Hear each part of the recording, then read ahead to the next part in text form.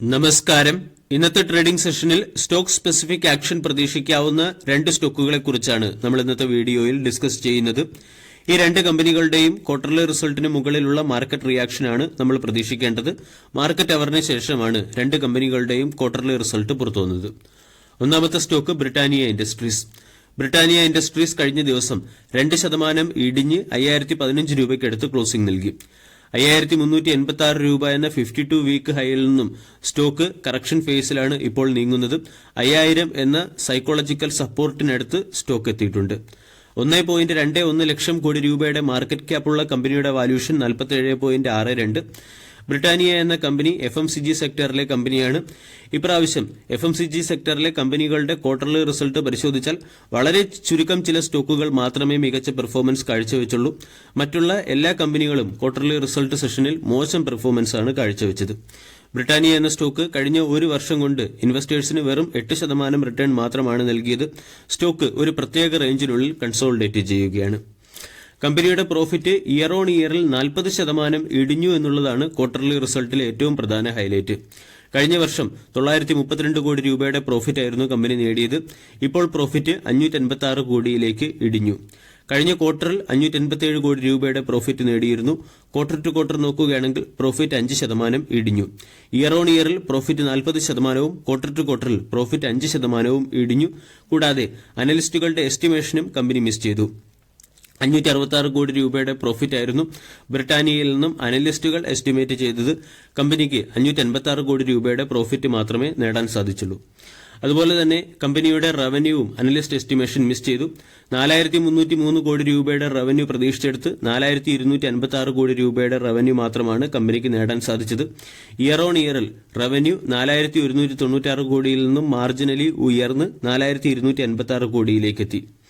Britannia ചില പ്രൊഡക്റ്റുകൾക്ക് മുകളിൽ price cut ഏർപ്പെടുത്തിയതും competition ഉയർന്നതിന്റെയും പശ്ചാത്തലത്തിലാണ് കമ്പനിയുടെ പെർഫോമൻസ് മോശമായത്.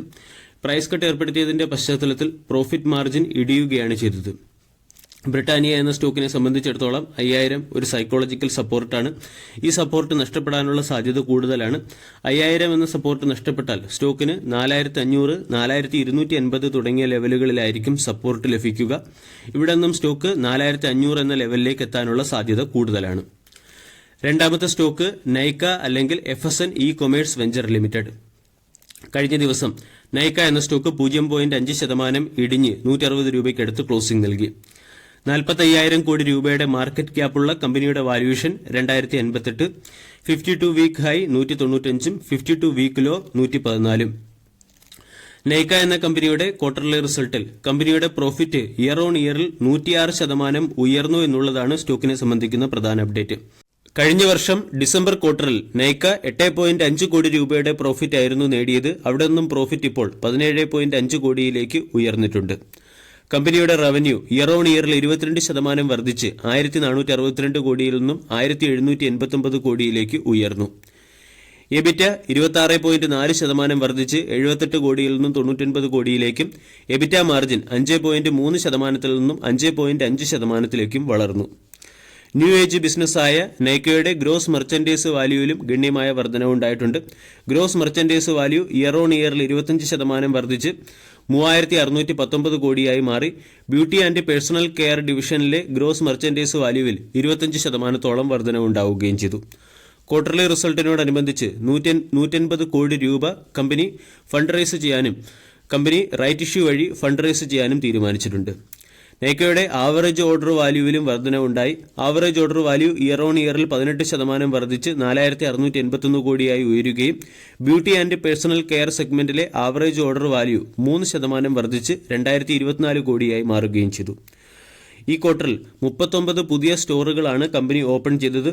ടോട്ടൽ സ്റ്റോറുകളുടെ എണ്ണം 174 എന്ന ലെവലിലേക്ക് അല്ലെങ്കിൽ എന്ന നമ്പറിലേക്ക് എത്തുകയും ചെയ്തു. ഓവറോൾ മികച്ച ക്വാർട്ടർലി റിസൾട്ടാണ് നൈക്ക കാഴ്ചവെച്ചത്. നൈക്ക എന്ന സ്റ്റോക്ക് 400 രൂപയിൽ നിന്നും ഇടിഞ്ഞ് 100 രൂപയുടെ സപ്പോർട്ടോടു കൂടി ഇപ്പോൾ 160 രൂപയ്ക്ക് അടുത്തായിട്ടാണ് ട്രേഡ് ചെയ്യുന്നത്. ക്വാർട്ടർലി റിസൾട്ട് മികച്ചതായതുകൊണ്ട് സ്റ്റോക്കിൽ ചിലപ്പോൾ ഒരു മൊമെന്റം പ്രതീക്ഷിക്കാം. സ്റ്റോക്ക് ഇപ്പോൾ സപ്പോർട്ട് സോണിനടുത്തായിട്ടാണ് ട്രേഡ് ചെയ്യുന്നത്.